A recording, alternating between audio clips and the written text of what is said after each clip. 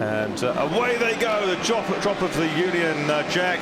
Fantastic start for some of the bigger cars. Some of the elites getting swallowed, but it's the Breadvan with the sneaking across in front of the Aston, but from the outside, Cottingham in the Jaguar E-Type is in second place. So it's Hall from Cottingham, from Friedrichs, from Oliver, from Hunt, from Alexander.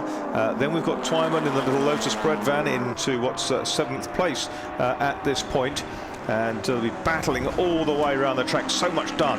Jackie Oliver on the attack already, Marcus. He just moved up into third place past the Aston Martin. You can see now on the screens he did it before they got to Ford Water. So clearly good speed carried by the former Can-Am and Formula One racer. But out front we have the Ferrari Breadvan trying to keep him honest. James Cottingham setting off after him in that dark red and silver E-Type Jaguar, all nice and tidy as the back half of the field come down through St Mary's, but out front a very good start by the Ferrari Breadvan. He's done the thing he needed to do. And there's the other Breadvan chasing Tom Alexander's Aston Martin and trying to go round in the second part of that and doing so. Sneaking through, absolutely fantastic. So that's Joe Twyman on the move. And Martin Hunt doing well in the Cobra. Yeah, doing incredibly well. So, and yes, who's that 23? That's Zumtobel. Yeah, Zumtobel off David Franklin. I think it may well be David Franklin in there.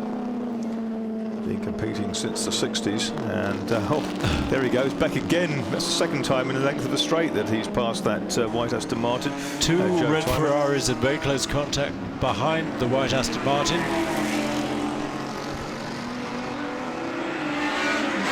At least when he said contact, that meant close together, not into each other. So that's good. And a car I would hate to see getting damaged down in the middle of the field there, the DB4 GT Zagato, number 4. But Jackie Oliver, number 60, really pressing on. He fancies getting up into second place. He's closing on James Cottingham's E-Type and trying to keep the Ferrari Breadvan honest as that starts to pull away at the front. But certainly number 60, Jackie Oliver, really on the move. And look how the cars are loading as they come down and put a bit of braking on, and they consider how they're going to get the line through the corner before St Mary's. And now they have to balance their car again in the opposite direction, but going over the rise of St Mary's and doing it beautifully. That's the tricky bit, the transition between turning right and turning left. That often catches people out. Jackie Oliver snakes up the inside of the Jaguar, puts himself on the apex, touches the curb, and they go around side by side. They teeter and they stay just inches apart going onto the straight where the Ferrari gets the traction and gets through into second place. Jackie taking the rule that there's no time like the present. He wasn't going to waste half a chance, and he absolutely grabbed it.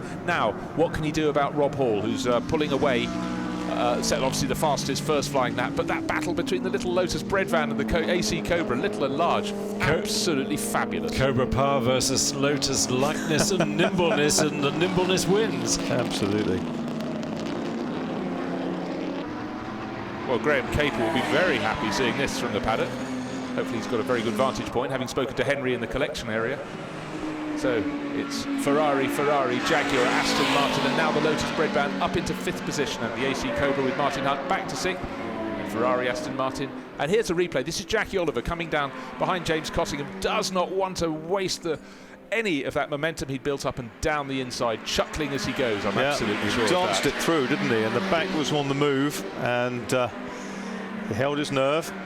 Beautiful line, absolutely perfectly placed front right wheel. That's the Aston Martin Zagato. Another Aston DB4, the Zagato version, a couple of elites in there battling. Very quick MGB battling with the Zagato. It's the 46 MGB, that's green and green, in 16th place last time round.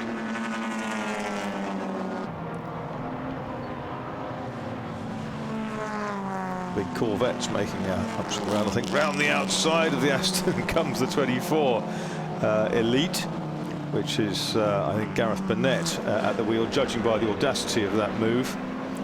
The MGB was very close to touching the grass on the outside of the turn-in point to St Mary's. Corvette's in there, Daddy-O's in there as well. Special bodied Porsche, that's the number 20 car. And the 15 Jag making some progress. Back to the start then and see what happened. Yes, the white Elite was pretty slow away. That was the Clark and Will's car. 19 made a good fist with up the inside. There's some yellow flags waving up there. I couldn't quite see what that was about. Just a car I think that might have been a little bit slow away. Well, out on the track, the gap between first and second between Rob Hall in the Ferrari 16 Breadvan. As we still look at that wonderful opening lap, very close there, but out to 2.76 seconds now. Yes, after 3 laps. There is the Breadvan coming through St Mary's. Oh, almost going off behind, pushing really, really hard. Just out of shot there was Jackie Oliver. He went right to the far right of the circuit and just controlled it on the white line that divides the grippy black tarmac from the grass. So really pushing on. It was 2.746 seconds last time around, and I think that moment from Jackie Oliver will let Rob Hall stretch further away. There is Jackie Oliver, no sign of abating his speed as he goes through the kink down the Lavant Straight, heading down to Goodwood. To Woodcote. He will be building and building again, but he had a very close moment at St Mary's. He's always about 4/10 slower than the Breadvan, isn't he? There's Twyman in the little Lotus Breadvan,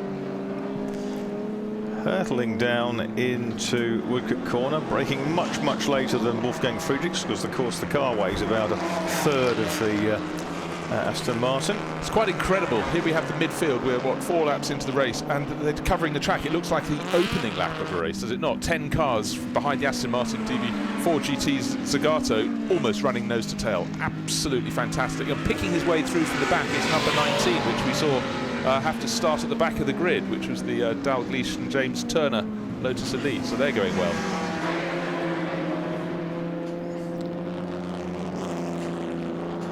So the gap between first and second between Rob Hall and Jackie Oliver has expanded after that moment for Oliver, out by nearly a second to 3.693 seconds between first and second place. 3.693 seconds would cover those 10 cars. Seem to have lost the 22 car in all this. Oh yes, there was a red. I saw a flash of red, not flashing by as fast as before. There's 22. It's come through. Ah, well, but way down the order. Yes, I've just heard that. Obviously, I was looking at the screen and not out of my window, as per the rules. And he went off just before St Mary's, and he's regathered himself and is now setting off once more. He's got some shrubbery underneath the car. That costs extra. When can we have driver change? Oh, a change, and Twyman gets through past Friedrich, but Friedrichs powers back on the Hanger Straight, on the Lavant Straight.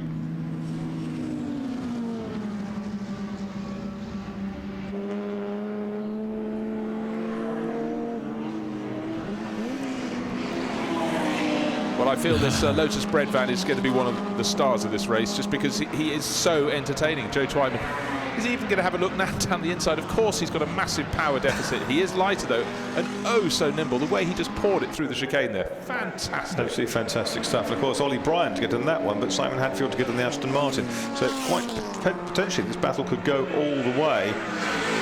3.4 seconds after 5 laps, 1-2. That's cars 16 and 60. And you can see here Friedrichs and Twyman battling. Twyman lights ablaze on the little Lotus.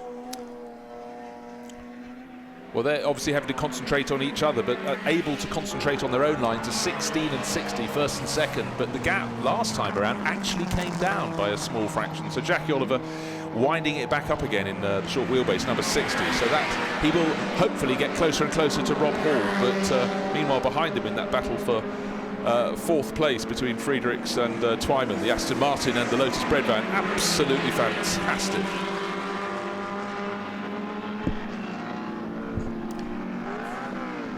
Rob Hall does a fast first sector.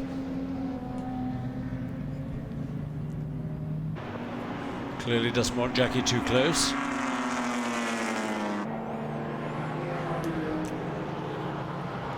Yeah, Jackie's personal best last time through.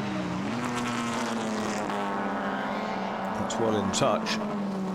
Well, the Zagato's had so much battling, but in fairness, I think it was qualified well, and he's finding the others now coming past him, but at least he's got something to battle with every lap. Yeah, and there we are, recovering after that moment early on, is, we think, Andy Wolff in the 22 Ferrari that had the moment 2 laps ago down at St Mary's. Is it a yellow crash helmet? Well, it's multicoloured, so yes, it's yellow, red and green. Yeah. Andy Wolff. The MGB is having a storming race.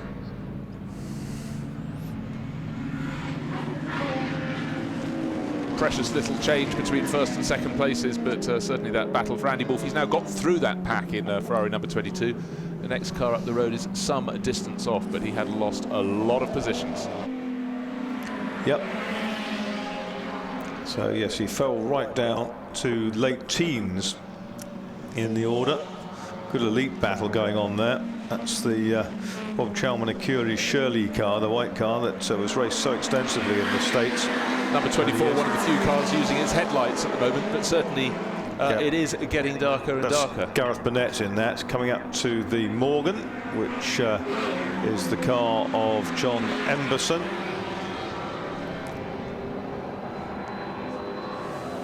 Peter Horseman drive that later on, and the first of the elites, Clark Will's car, has forced its way through, and its mate wants to get there as well. 24 car, Gareth Burnett, one of the Jags. That's the 15 Jag, isn't it, that had the problems in qualifying? Yes, that's Nick 4 at the wheel, and yeah, he's really picking his way up the order because he started on the back row. Nick 4 up into 17th place. The Corvette is going better than it went in practice, battling with the Zagato Aston. Battle for the lead getting tighter because Oliver has the fastest lap of the race, and he's got it down to 1.9 seconds, Jackie Oliver.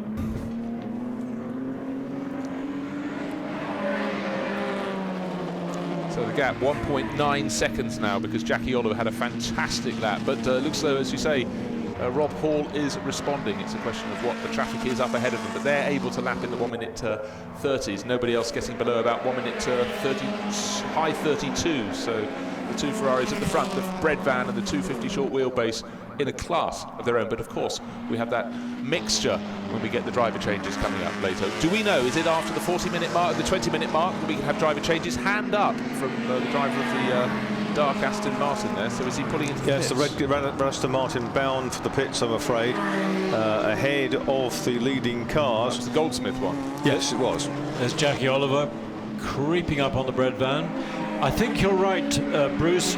Driver changes between 20 and 40. Or if you're looking at the clock as it counts down, between 40 and 20. So still a bit early yet, 7 minutes to go till that window appears to be open. So the gap between first and second was 1.9, but traffic came into play and a response from Rob Hall early in the lap, and it's out to 3.5 seconds again. So Jackie Oliver has to try all over again. Rob Hall's put in the best first sector of the race. Well, he's got lots of traffic, unfortunately, for him as he goes through St Mary's, but he should get round them before he gets to Lavant. There we saw the Goldsmith Aston Martin DB4 GT. Gillian peering out of the bonnet, wasn't it, on the right-hand side? Yep. From Mere, just the other side of where I live. They have a workshop over there. They do, Goldsmith and Young.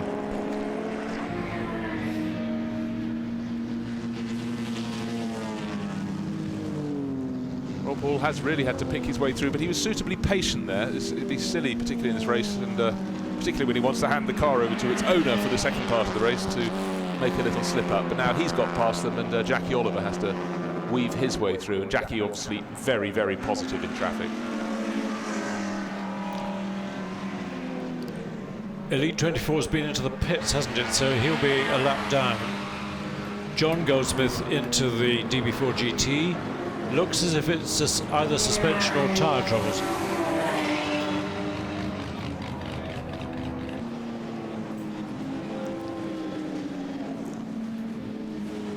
No advantage gained that lap by Rob Hall. The gap stayed almost identical back to Jackie Oliver. Jackie might have gained a tenth of a second in second place. Now very much in traffic, though, isn't he? Yes, but anything he gets, Oliver will get behind him as the Goldsmith Aston Martin number 2 rejoins the circuit after its unscheduled driver change. The Lotus Breadvan still battling with the DB4 GT. There is Jackie Oliver, one headlight blazing as he goes, catches up with the Chevrolet Corvette, slices round inside it, but he was closing on Rob Hall, but Rob had put 4 cars between him, and now, of course, this is what Jackie Oliver has to work his way past. He's on the Aston Martin, the tail of the DB4 GT Zagato. No trouble at all for him. He takes a tighter line and is past it before they get to the King. The next car in his sights is the number 15 Jaguar E-Type that had the problems. Yeah, it's the Nick 4 car, isn't it? It's worked its way through that group with the Zagato and the Corvette. Down the inside into Woodcote dances Jackie Oliver.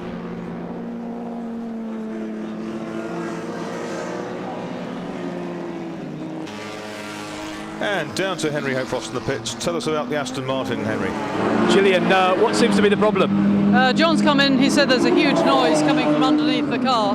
I think it's it's speed related because it's not making it standing still. It's not related, going slowly. So we don't know what it is yet. There's no oil coming out. There's nothing visually wrong. So he's doing one lap, but it's before the driver window opportunity, so I can't go out yet.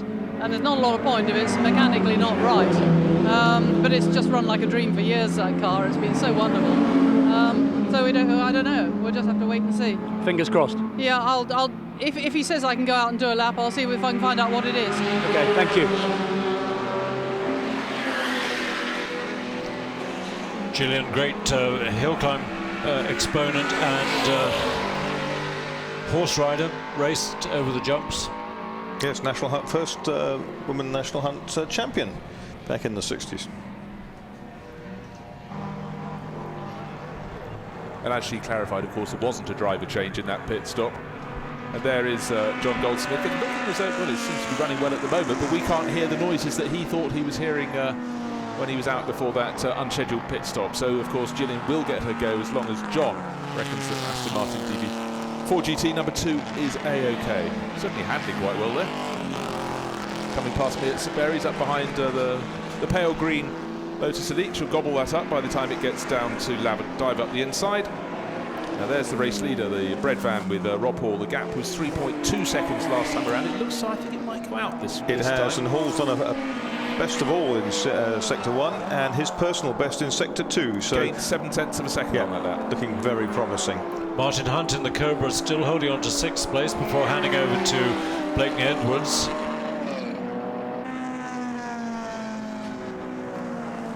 Jackie's got 2 headlights now.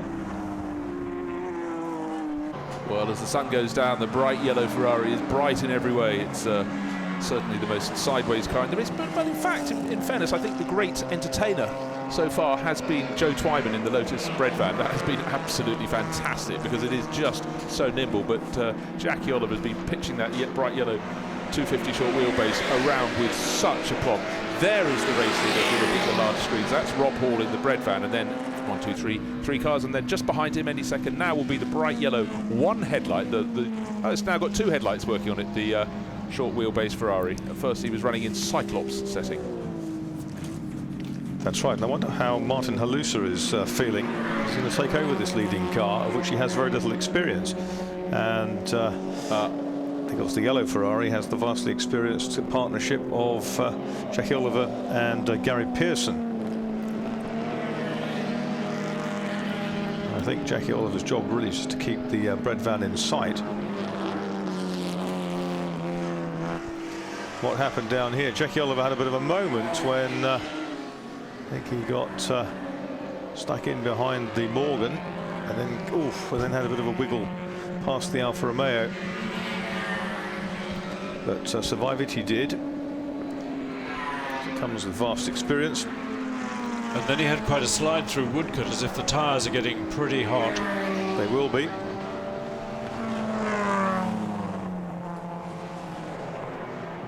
So the gap has gone out to 5.6 seconds, unfortunately, for Jackie Oliver as he presses on, chasing after Rob Hall. But he will then hand over, Jackie will hand over number 60 to Gary Pearson. That's not a bad fallback driver to be taking over. He can hand over exactly as the team chooses, where I suspect that Rob Hall will drive as far as he can within the regulations. And Rob has lapped everybody up to 6th place.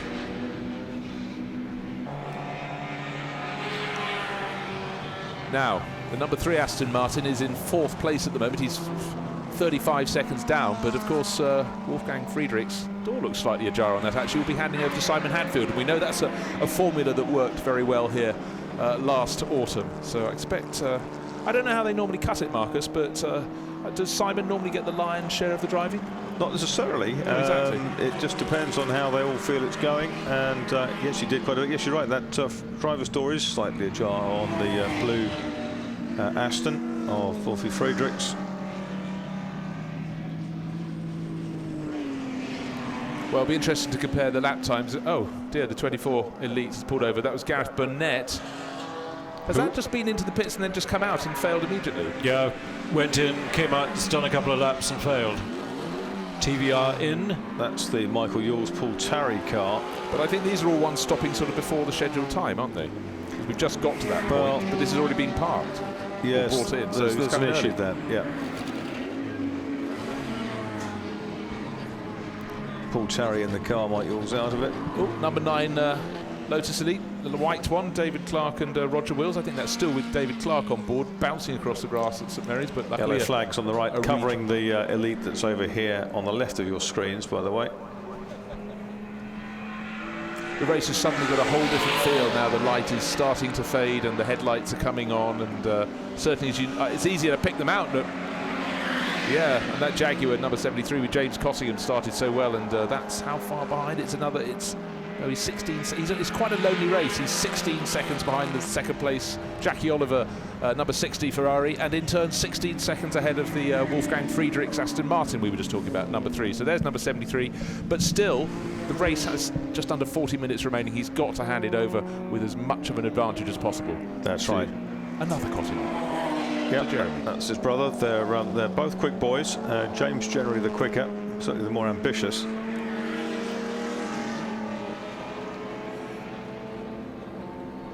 That's Adrian Wilmot, taking over from, yes, the black helmet of Tom Alexander in the background. Now that's just after the 20 minutes have elapsed, so that's as early as he can get in. Oh, Jackie Oliver's pulling off. Oh dear, has the tyre gone down at the back? Yeah, there's not a lot of air in that.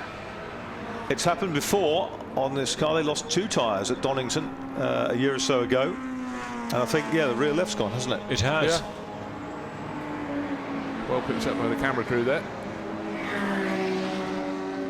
So coming out of bounds. And you don't creep it back to the pits on the rim. Not on your wonderful set of Baranis or whatever they are. No, you don't. So up into second place goes number 73. Beautifully caught by the director there. James Cottingham still having a lot of fun in there, sliding it around, but that's how he's been driving it since the start of the meeting. Nicely controlled as he comes through St Mary's, but he's really working that hard.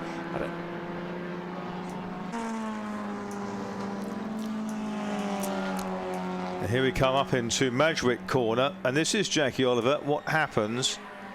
Look at it carefully. Yeah. Yes, it gets a bit squirrely there, and you can see there's a problem, and it's gone. Yeah, did well to get it as far as he did, I suspect, but poor Jackie Oliver, a bit chup about that. And there goes the Terry Yules number 7 TVR going out of the pits, back into the race. So Gary Pearson done out of his drive. That's good, the TVR's got going again.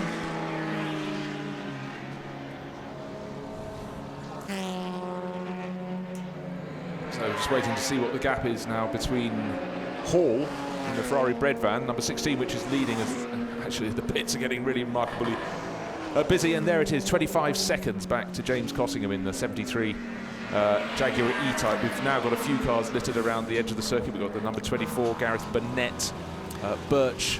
This unexpected development might play well into the hands of the Ferrari Breadvan team if Martin Halusa can just do the last 20 minutes, because without wishing to labour the point, Rob Hall drives this sort of car all the time in terms of cars of this performance, and can leap in and out of them at will. Martin Halusa has a good repertoire, some fabulous cars, but it's really quite an animal to tame. It's, I think, first time out for a minute. Gillian Goldsmith takes the DB4, the red DB4 GT out. Up into third place has come Joe Twyman, which indicates that the Friedrichs Aston Martin has gone into the pits, and indeed it has. Okay, so Simon Hadfield will get the lion's share of the driving. We also just, I think, saw David Franklin pulling out of the pits, so he's getting his shot. There's Hadfield coming out, and he's behind the leader. He's behind the leader, a lap down now. Now, how long is Rob Hall going to stay out in that car? So it's going to take a long time for this stagger to unwind. Rob Hall leading the race in the Ferrari Breadvan, but the number 3 Aston Martin we will see how far that can work its way up the order. But we now know Simon Hadfield will get more of a share of the driving. And also having Rob Hall ahead there in the car that's right on the pace in this race will allow Simon Hadfield to chase, something of which he's unparalleled at. The 8th place E-Type in for a driver change.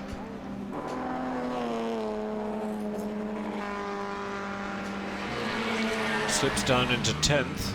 That's I think that's Michael O'Shea now driving in that Jaguar, who's coming. The Lotus, the Twyman Lotus is in this lap, so it's just come into the pits at the end of lap 16. And where is the Red Cobra? That should be the next car through. It was about 23 seconds down. Yes, will that come in and hand over with Martin Hunt, hand over to Pat Blakeney Edwards? That's what I'm suspecting. No, he's gone through. Martin Hunt's gone through.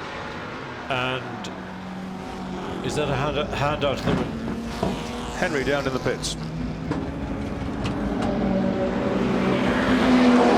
Yeah, just waiting for Joe Twyman to take his kit off. Joe, that was impressive. Yeah, it was good fun. It's a small capacity car, so it's you know, David and Goliath, and chasing Wolfgang in the DB4 was really good fun. He had me on the straights, I had him in the corners, but it was really good. So are you confident you can stay there, or Ollie can? Where are we?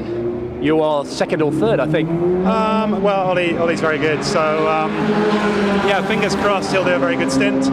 Obviously Simon's got to get in the Aston. I don't know who else is in it. I think I saw the Ferrari parked out the back, so Simon's got in yeah, the Aston. so I think we can probably yeah, Simon's already out actually. Simon's out, is he? Okay, fine. So yeah. He'll be putting some quick times in, and yeah, Ollie will do a great job, so fingers crossed. Thank you, Joe. Thanks, Henry. So I suppose as we hear from Joe Twyman there, who drove so beautifully in that Lotus Breadvan, we can sort of see where people are, with the exception of where is the Ferrari Breadvan going to be later in the race when Rob Hall comes in and hands over to Martin Halusa. It's leading at the moment and easily. On pit stops, the MGB is currently car 46 up into 7th place, having not stopped. Best of the stoppers, we've got Twyman and it's probably Bryant. Twyman. Where's Friedrichs and Hadfield? A fair bit further back actually. But it's all hasn't, the stagger hasn't unwound. Here comes the pit lane. Here comes the leading car, number 16. It doesn't stop. Hall. No, that completes another lap. That's 18 laps down. I'm quite surprised that Rob hasn't opted for the full headlight option as he's coming upon these slower drivers, and also particularly a lot of them are fresh out of the pits. And if I was in a race leading car, there goes Stadio. Rob can stay in the car for another 12 minutes if he stretches his stint right out.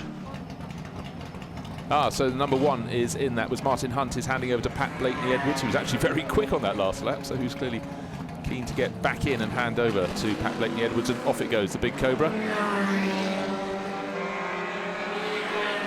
So they're running in second places, and still, and in fact getting more and more and more sideways, is James Cottingham. That's absolutely fantastic, and he just went past the car that had been ahead of him, parked at the side of the circuit, the number 60 Ferrari, that's obviously dropping down the order since Jackie Oliver had that puncture and had to pull off. Cottingham losing a second or so per lap. There's Jason Wright out of the Alfa Romeo.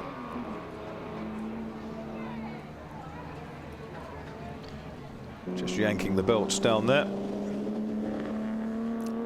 Race leading Ferrari Breadvan, number 16, sitting on a lead of, by the end of this lap, it should be out to half a minute. So fantastic drive from Rob Hall in the number 16. Will be handing over probably in about 10 minutes time to the car's new owner, Martin Halusa. Number 16 leading the way and easily.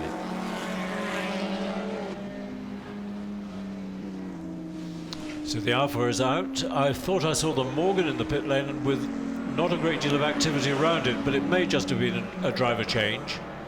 Yes, that'll be taken over, subject to it being okay, by Peter Horseman, who's terrifically quick in historic Formula 1 cars, as well as things like Morgans and Lotuses.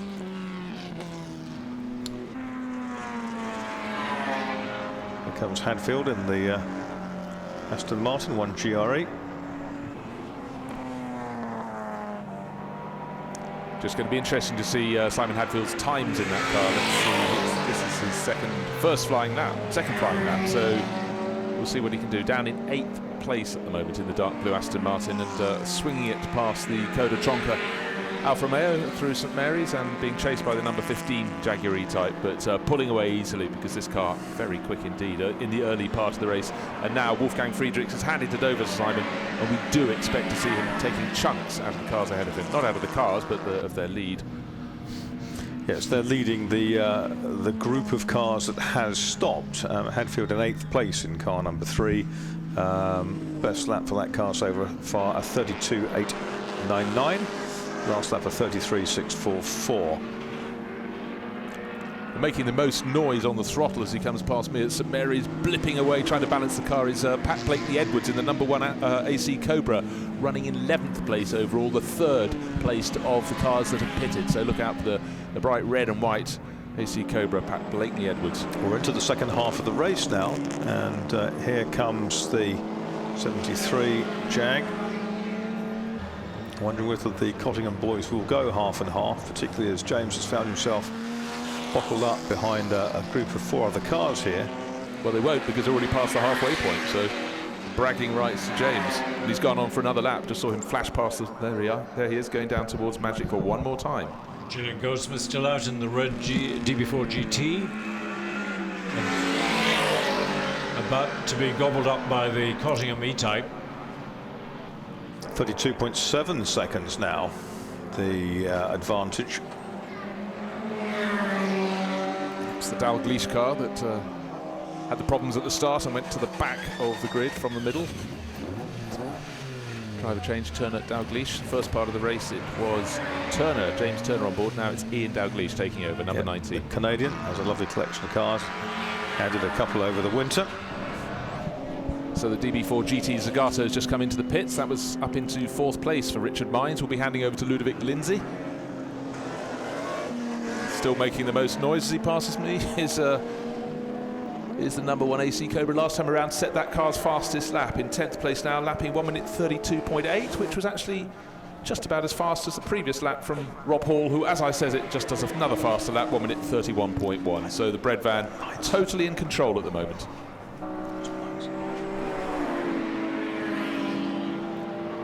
Gap between first and second, 16 and 73. There is 16 on the screens. That's the Ferrari Breadvan, and the Cottingham E-Type. That's the dark red one with the silver roof. Simon Hadfield's really pressing on in that number 3 Aston Martin as the leading car that has made a pit stop up to 6th place now. And what's his lap time last time around? A 1 minute 33.8. Behind him, Ollie Bryant did a 1 minute 32.2 second lap. Very quick indeed. 7th place overall in the Lotus Breadvan.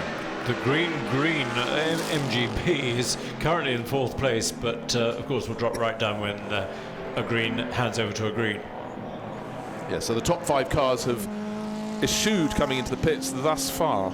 So that's the race-leading Ferrari Breadvan, number 16, the 73 Cottingham E-Type, then the Wolf Sugden, number 22 Ferrari, that had that problem early in the race, had a little rotation or off-track moment before St Mary's, and then worked its way back up through the pack with extraordinary aplomb with Andy Wolf at the wheel. Leader side by side with an elite into the chicane.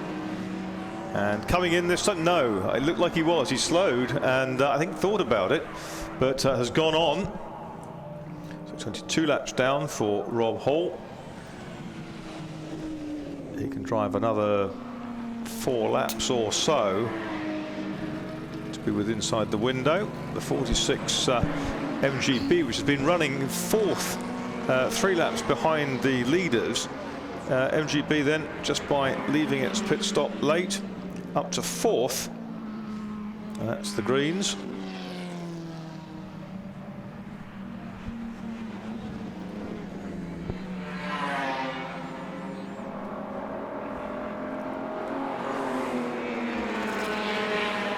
The light really starting to fade now. It was listed as 6:28 as being sunset, and it's now 6:32. I think we can safely say the sun has set. Look out the back of my commentary box and it's gone.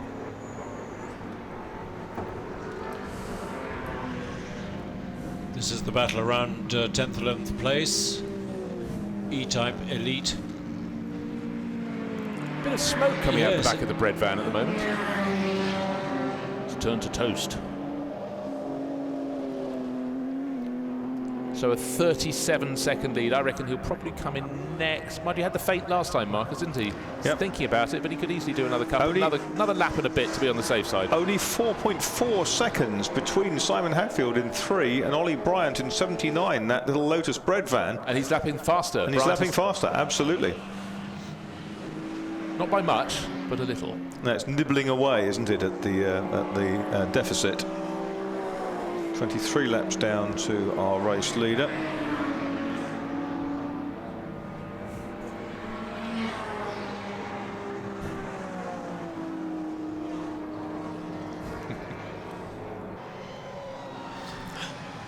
Oh, he's slicing away at the wheel in the Breadvan there at the moment, really working hard, Rob Hall. It's great. It's like he's out in a sprint at the moment, Marcus. He's really pressing on. It's wonderful. A little bit of haze, as you say, coming out of that car, particularly on cornering. It might just be tyre on wheel arch at that point.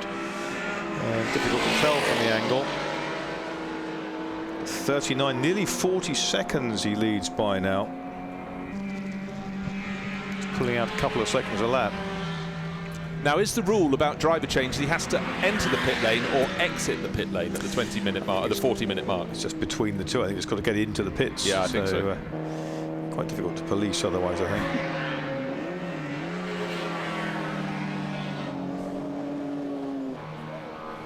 So it's thus Martin Halusa waiting to take over the race-leading car, and certainly just looking at Rob Hall there. Even though the car generally calls flat, there can be quite a lot of roll on that at times when he really, really attacks. No, he's not coming into the pits. It's still smoky a little bit. Hadfield's just done that car's best lap, a 32.09, which has extended the advantage tenuously over Ollie Bryant to 4.6 seconds, so just a couple of tenths. But every couple of tenths counts. Just thinking about the leading Breadvan, he cannot afford to make a mistake and go past the pits. He really needs to be coming in next lap. Yeah, he's done 24 laps now, has Rob Hall. Simon Hadfield almost squeezed up against the pit wall by the 250 GT. Wilmot's lapping us quickly. In fact, has lapped within a couple of tenths of Hadfield's best in the number 5 car, Adrian Wilmot. He's some distance back though. He is, yeah. He's in 7th place, car number 5. And not lapping much quicker. In fact, 3/4 of a second or so quicker than Blakeney Edwards and the Cobra. So he's got some work to do to catch the Cobra, let alone the other Aston Martin. Okay, Here's so our leader, lap 25. The Breadvan really needs to come in this lap or at a pinch the next lap. But don't forget, we've still got the 73 Cottingham car running in 2nd place out on the track, and we've still got Andy Wolff in that the red Ferrari, the number 22 that had the off-track moment. And really, you're dicing with death if you go past. Now, will 22 go in front? Yes. Yes, he has. Now, does he delay? Well, I mean, you're dealing in tenths of seconds. Down to Henry Hope-Frost in the pits to receive the leader. Yes, indeed. Rob Hall brings the Ferrari Breadvan in. It's tight in here. He lines it up, and Martin Halusa will take over the race-leading car. Quick check of the knock-on wheels. Of course, Martin is a little bit slower than Rob, so Rob making sure that there was enough of an advantage. A lot of steam coming out of the offside of the Ferrari. Rob's worked it very hard, of course. Is that from the exhaust or brakes area? Let me dive straight in and speak to Rob. Rob, that was pretty good. Yeah, I enjoyed that. Yeah, that was fantastic. First time I drove the car in practice, apart from I went through town the other day at home, and it felt good at the traffic lights. But yeah, lovely. What's the smoke from? I think we just got a little bit of overflow on the exhaust, so it's not a problem. Yeah, Thank you, Rob. Well Thank done. Okay, guys, Martin Halusa is safely on his way in the leading Ferrari with 20 minutes or so to run.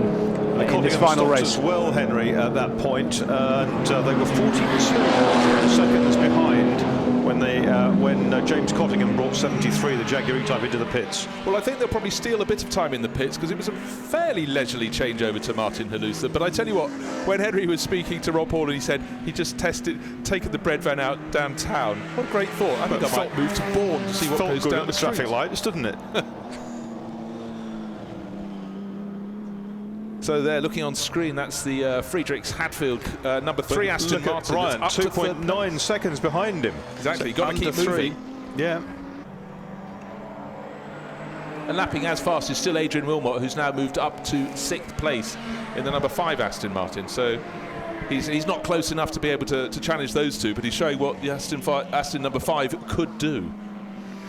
Yep, and the times of Audrain Wilmot, 32s, 32.3, 32.4. Hadfield's been doing 32.0 to 32.8, depending on where he finds himself in traffic. So pretty much even, Stevens, but the pressure's certainly on.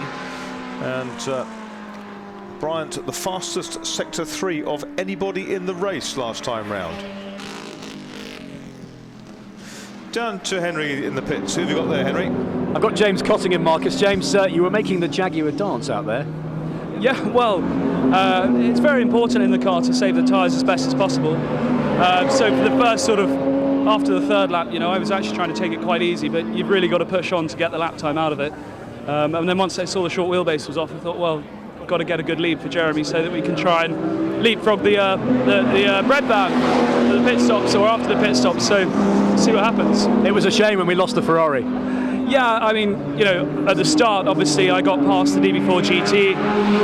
I could see I wouldn't be able to keep up with the Breadvan, but then I saw a short wheelbase in my mirror, and it came past me like I was standing still on the straight, so I thought I'd leave him to it and see what happens. And, unfortunately for them, they had to retire. I don't know what it was, but... it was a puncture, actually. I thought as much. It was laying a lot of rubber. So, you've just got to be careful. It's an hour-long race. You've got to look after the tyres as best you can whilst being competitive. So, let's see how Jeremy gets on. Hopefully he can bring it home P1. Fingers crossed. Fingers crossed. Thanks very much. Bruce, you were saying that making up time in the pits, the Halusa outlap in total 4:43 with the stop. The Cottingham's 4:04. Now they the made gap 39 was only seconds. 40 seconds before, wasn't it? 42 seconds. It's now down to 3.5. They're almost nose to tail coming through St Mary's. Here is the possible change for the lead. Martin Halusa still trying to get up to speed, and Jeremy Cottingham in the car that I wouldn't have described having been driven to preserve the tyres, because James Cottingham was completely sideways everywhere, going for the lead up the inside, second part of Lavin, and doesn't quite make it. The Ferrari Breadvan quite legitimately comes across his nose, but let's see what can happen coming up to the kink now, and then they're going to go on the run, and it looks like the lead is changing as we speak. Marcus, the 73 E-Type on the kink. Strange place to overtake, but it worked. James Cottingham has no idea his car is now in the lead of the race, but brother Jeremy has taken to the fore. Excellent. He's chatting there with Joe Twyman down in the pit lane. Did you notice your brother just taking the lead while you were chatting then? Yeah, we were having a quick look. Yeah, it's good. Just talking to Joe about how they seem to be focusing on the Breadvans as much as possible, because they are the best looking things out there, aren't they? Well, that's it. He's got a lead to preserve now. Yeah. Well, I think I'm most worried about probably the Breadvan, to be fair, the Lotus Breadvan, that is.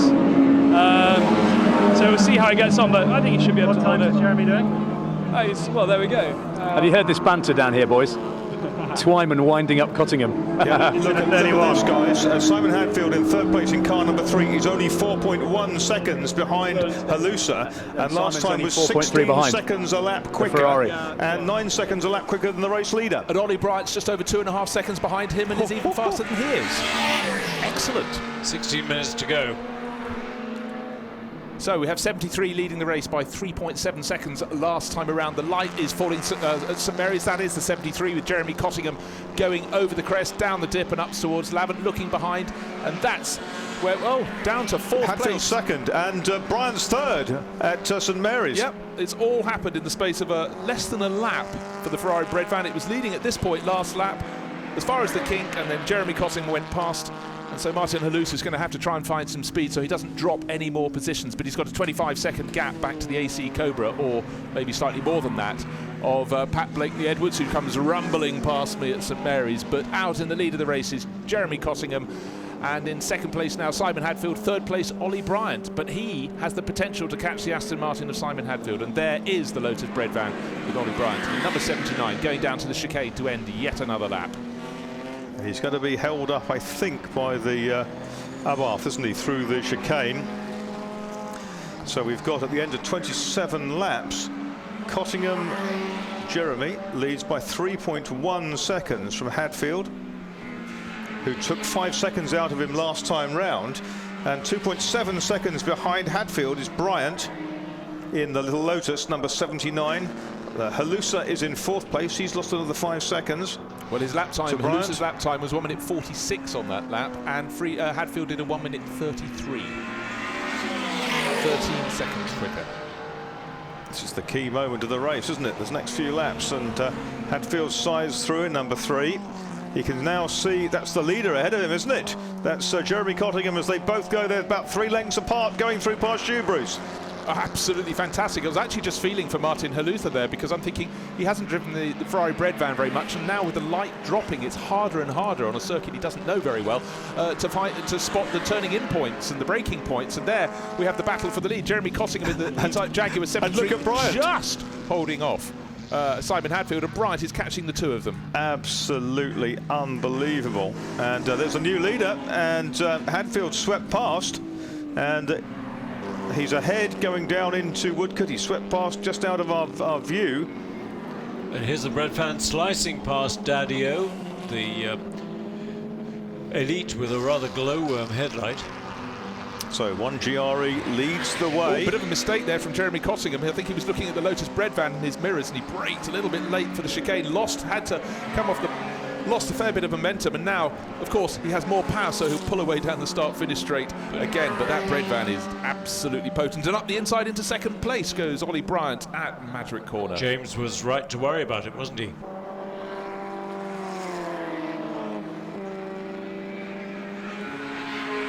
So there is our race leader, Simon Hadfield, leading on the run down towards... Boiling down into a straight fight, isn't it, with 13 minutes to go.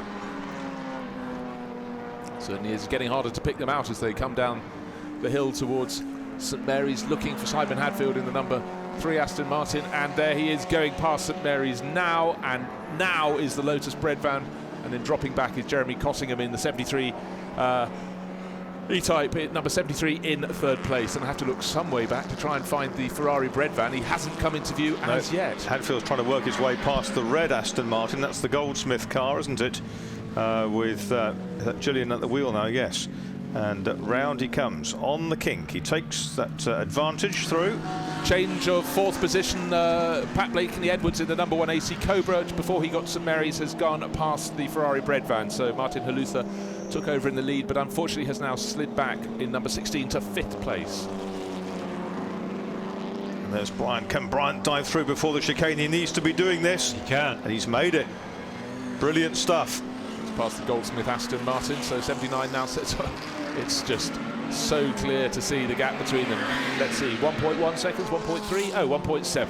Must be my night sight failing me from the distance of St Mary's. But that's amazing. And 1:31.8 fast.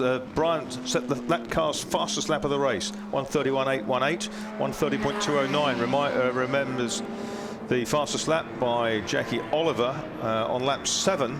That car, though, has fried its tyres and is off the track. Amazing race again. Well, the next target will be Pat Blakeney Edwards in the AC Cobra number 1, trying to hunt down Jeremy Cottingham in the 73 E-Type. The gap between them was as good as 20 seconds on the start-finish line last time around. We've still got 11.5 minutes remaining. He can get him. Yeah, Bryant's got to actually work his way past the E-Type, the Taton Lawson 14. He's got the red MGB now ahead of him as they go into Lavant. Hadfield just clear of the MGB, but only just. And there's about 40 metres, I would think, between them on this lap 31 of this fascinating Moss Trophy race. So 11 minutes to go. It's Hadfield down into Woodcote for... That's what's the 30th time, in actual fact.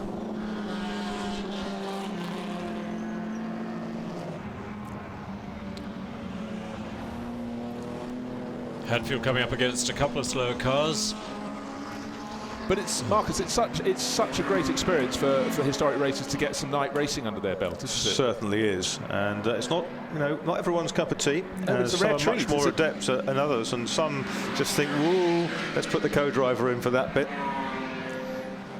Yeah, but it's a different beast, and certainly if you're in one of the tail-end cars, trying to watch your mirrors and stay on the track is not easy, not at a circuit as quick as Goodwood. 1.46 now between the leaders.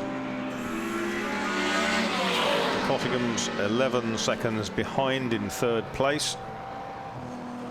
That little Lotus is very spectacular. And the gap between, I just want to come back to the AC Cobra number 1, that's 15.5 seconds down on Jeremy Cottingham in the 73 E-Type in its chase after third place. So still watch out for number 1 AC Cobra, and certainly you can hear it. We're into the last 10 minutes, and Ollie Bryant is getting closer and closer and closer to Simon Hadfield. They're virtually nose to tail at Lavant, and on the straight the Aston has the power, but wait to see at the end whether Ollie can get close enough to outbrake the Aston when they get down there to the Super Shell building. Lap 31. The Aston Scarpa's in a straight line, that's for sure, but he's going to lose a chunk of that when they come down into Woodcote. And Bryant keeps the car beautifully balanced as they come to the chicane. Little Lotus in behind the Aston Martin. It's all about exit speeds here. The Aston has the grunt, it lifts the front wheel. The Lotus is right behind and stays there. And is he going to get in the tow? Have a look on the inside up towards Madgwick Corner. He's not quite close enough. 0.769 between the two of them. Well, this is absolutely excellent racing, and this is one of the glories of Goodwood. It's having cars of differing performances and seeing where around the lap they can make their move, and certainly looking at how handy Ollie Bryant was going into and through the chicane. But then sadly we saw the Aston Martin, well, sadly from Bryant's point of view, just pulling away as he went down towards Madgwick. So he's got to think how to push him even harder. They're coming up towards me at St Mary's. There's only 2 car lengths between them, but faster out of the corner, going for the outside line as they come up towards Lavant was Ollie Bryant. Now he's trying the inside line. He just doesn't have the grunt. No, if he does get through, the Aston should grunt its way through. The Aston's used its tyres, hasn't it? Yeah. The Aston slid there and through on the inside of Lavant Corner on wait for the 32. power to come back. The Aston Martin's back ahead again. Absolutely amazing. I've no complaints about watching this for another 8 minutes. Little spit of flame from the exhaust on the overrun from the Aston Martin. And this is historic motorsport at its very best. Up to the chicane again. Now the Aston can get the power down, but will it survive in front at Madgwick? Stretches its legs a little bit. 0.631. Absolutely nothing in it. The Aston just can't get its power down so soon. Doesn't have the balance out of the chicane, but then once the power comes on, just seems to have enough in hand. Simon Hadfield holding off Ollie Bryant, 3 ahead of 79. Looking back to what's happening behind them, still 73, the Cottingham E-Type is in third place. Last time around it was about 9 seconds clear of Pat Blakeney-Edwards in the AC Cobra. Number 1, now 4.8 seconds. 6, just under 7 minutes remaining. Bryant attacks there, coming through the kink. Is he going to run wide? No, he's right. They're almost on exactly the same line. He's 1.5 car lengths behind as they come up there. They've got a little Lotus Elite. Will that help? Bryant, it won't. It hasn't arrived soon enough to the corner. But this is the point at Lavant at which Simon Hadfield started to go wide. He's done so again. Yes. So here we have not quite the change of lead, but side by side, the Lotus and the Aston Martin gets the power down once more to pull clear. But Joe Twyman having a laugh in the pits. He wants his car with Ollie Bryant, the Lotus Breadvan, to get to the front, and you can say that Ollie Bryant is trying absolutely everything to make it happen. Yeah, but somehow he's managed to lose out a little bit that time. He had an elite between himself and the race leader. Brilliantly judged by Bryant down the inside there. Wasn't it just? Had to adjust his line, and the Ferrari Breadvan has gone back to 6th place. Adrian Wilmot's moved the number 5 Aston Martin past it, lapping 9 seconds a lap faster, so he got past about a lap ago. I wonder how the Blakeney-Edwards Cottingham battle's going, Bruce. Hard to tell in the dark now. It really has fallen fast. It was 4.8 seconds on the start-finish line last time, and that was a 5-second gain for the Cobra. I'm looking for it. Well, they've gone past me because I've got the Ferrari Breadvan coming past me, which is now down in 6th place. So it'll be up towards the end of the lap. You will find the 73 E-Type and the number 1 AC Cobra, but still the battle for the lead rages with just over 5 minutes to go, with Simon Hadfield, who's sliding more and more in the number 3 Aston Martin, and Ollie Bryant in the little 79 Lotus Breadvan, trying all sorts of lines as he comes past me at the back of the circuit. But still, Simon Hadfield uses all those years of racing experience to just keep himself in front. Yeah, it's here on this second part of the apex where the little Lotus can dive up the inside as the Aston slides. He wasn't quite that close that time, and again the Aston gets the power down. There's another Lotus Elite to negotiate. I think that's Daddio with the one light. Half a light. One candle power. The answer to your question, Chris, how far behind on the start-finish line is the number 1 AC Cobra? Wow. Nothing. So by the time they come to me, I expect there to have been a change of order for 3rd place. But we can't leave this battle on the screen. Oh, and they're behind a slower car coming into the chicane. The Aston dives up the inside, and the Alfa Romeo just lurched out of the way. Saw Hadfield coming, and, well, that might be the deciding moment. Well, the AC Cobra is off. It had got to 1.5 seconds behind, and there it is. It had just caught the 73, and I can see its headlights. It's out of looks like it's out of Ford water. He's off, or are those the planes parked over towards Madrick?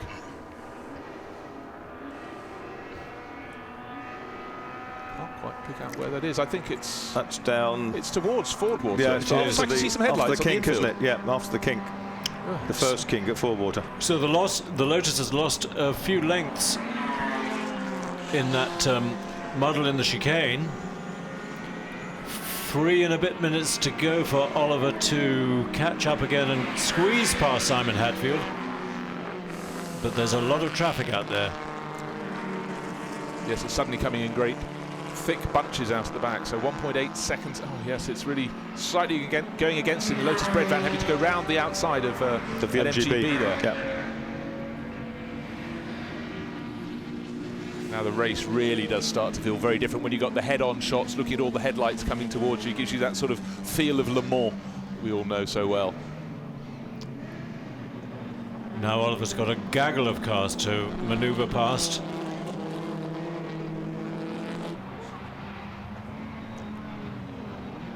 Well, with the demise of the AC Cobra when Pat Blakely Edwards went off, it makes the Cottingham number 73 E-Type fairly safe. Well, very safe indeed, with 2.5 minutes They've remaining. got Martin Halusa between the leaders now, haven't they? They've just lapped Martin Halusa.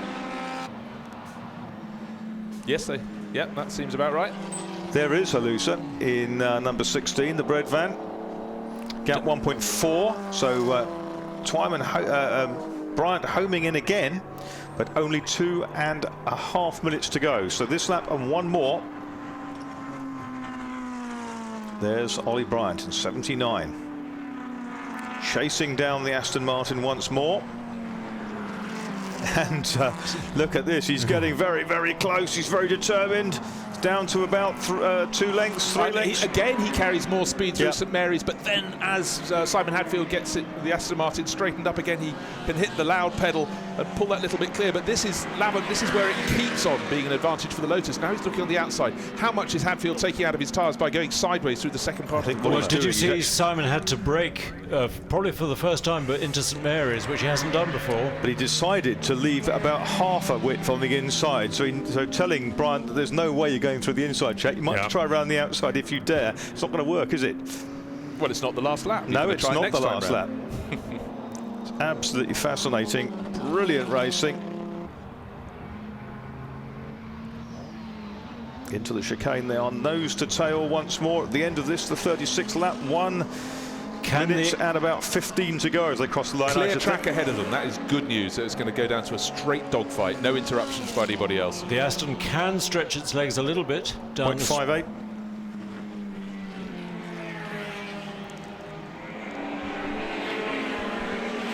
This is amazing, and of course it's round here where the nimble Lotus, which probably hasn't taken too much out of its tyres, is so fast. going through Ford Water, just picking them out in the distance, and there is nothing between them as they come down to the kink. Is Brian going to look up the inside? He has a quick look, but then thinks better of it. No, he's carrying more speed. He's going for the outside, but then absolutely legitimately Hadfield. But has Hadfield gone in too wide and coming alongside as they go through the dip and up the rise to Lavender? It'll be the Aston Martin ahead by not a lot. Whoa. Extraordinary. Well, they're not going to get another lap in because this will take them to 20 seconds remaining and into the on lead. The inside. Okay, this is the final time that Simon Hadfield can get on the loud pedal and see if he can fight back. Marcus, over to you. Yeah, there's Wolfgang Friedrichs are fingers crossed, and Hadfield's back ahead about 150 metres down the straight. Through the kink he goes. They're down towards Woodcote for the final time. The clock has ticked away to 0 as Hadfield comes into Woodcote. Bryant right on his tail again. There's only one more corner to go. The chicane, they're going to be clear of traffic. A little vicious twitch from the back of the Lotus. The Aston goes through. Surely it's a drag race now. And in the drag race, big car normally beats little car, but not by much. It's by about 3/4 of a length. Now it stretches to about 3 lengths at the finish. And Simon Hadfield converts Wolfgang Friedrichs' early start to another fabulous win here at the Goodwood Motor Circuit. The 72nd members meeting delivering all the way to the end. He beats the Joe Twyman, Ollie Bryant Lotus by 0.535 of a second. Absolutely extraordinary racing. 73, the Cottingham brothers E-Type should be next home ahead of Wilmot. And Henry's down with Wolfgang Friedrichs, I think, in the pits. Henry. Wolfgang, it seems like yesterday we were talking about your amazing TT win in the Aston, and another one. Yeah, unbelievable. So nice. The car is so lovely. I did my stint and my timing was perfect. And Simon, he's unbelievable. You have seen the last few corners. I cannot imagine. It was proper David and Goliath stuff. It's unbelievable. I'm totally happy. It's never happened. Well done. Even imagine it's another time happened. Enjoy the party tonight. Yeah, absolutely. Enjoy. Thanks, Wolfgang. Well, of course, they've won the Spa 6 Hours together with David Clark, another of Wolfgang Friedrichs' Aston Martins. And look at that, it's a bit like Le Mans, isn't it? With the Goodwood Eye in the background. Well, amazing. A fantastic first day of the I suppose you can call it the revival of the members meetings, the 72nd members meeting. I have enjoyed myself enormously, and what a way to end the day. Day into night, fantastic racing, and a thoroughly deserved victory there for Wolfgang Friedrichs and Simon Hadfield, who brings number 3 Aston Martin DB4 GT. And down in the pits, Henry, who have you got? Joe, that was incredible. It was so close. What a race, yeah. I mean, Ollie did a fantastic job, and obviously Simon did a great job defending. You know, we were up against it. The Aston's obviously got a much bigger engine, and we're better in the corners. So, yeah, fantastic race. And I think Graham here is very pleased as well. Graham, good to see the little car doing well again. Absolutely over the moon. I think that was an absolutely fantastic race. I mean, fancy almost first time out of the box for 50 years, and it nearly wins the race. Absolutely amazing. Here. Let's go and we're going to try and find Ollie to have a word with him.